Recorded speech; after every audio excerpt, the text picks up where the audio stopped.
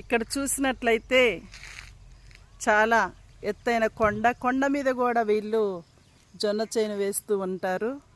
ఇంకా ఇలాంటి చెట్లని చాలా అరుదుగా చూస్తూ ఉంటాము. మన ఆంధ్రప్రదేశ్లో చాలా తక్కువ స్థలాలలో ఇలాంటి చెట్లను చూస్తూ ఉన్నాము. కానీ ఇక్కడ చాలా అందంగా రోడ్డుకి ఒకవైపున ఈ మొక్కలు ఉన్నవి. ఎంతోమందికి సేదను కూడా తీరుస్తూ ఉంటవి.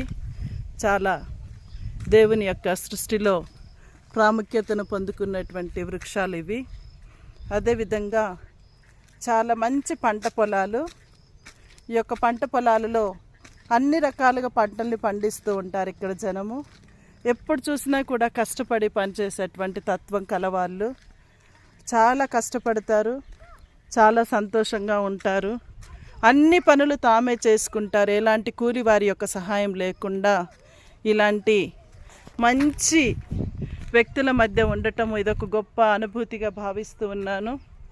ఇదిగో చూడండి, కొండ మధ్యలో కూడా ఎలాంటి స్థలాన్ని వదిలిపెట్టరు వీళ్ళు. ప్రతి ఒక్క చిన్న స్థలంలో కూడా ఏదో ఒక మొక్కలు పంటలు వేసుకుంటూ ఉంటారు. ఉన్నటువంటి వనరులతో సంతోషంగా జీవిస్తూ ఉంటారు. ప్రతి ఒక్క దొరికేటువంటి మొక్కలను, అలవులను, ఇంకా పశువులను ఏది కూడా వదలరు.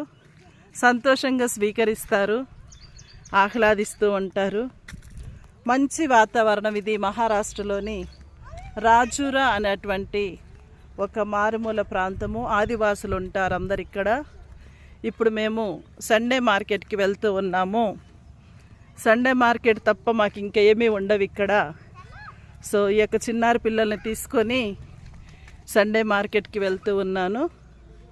చాలా పేద ప్రజలు కూడా, అమాయక పిల్లలు, పేద ప్రజలు చాలా మంచివారు.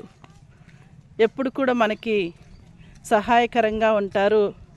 ఆ రోజు ఇద్దరు దేకమ్మా, ఇలా చాలా కటిక పేదరికంలో చూడండి, డ్రెస్కి సరిగా బటన్స్ కూడా లేవు. అంత కఠినమైనటువంటి ఈ పాపకు చూడండి, చెప్పులు లేవు. అలా సంతోషంగా ఉంటారు వాళ్ళకున్నటువంటి వాటిలోనే.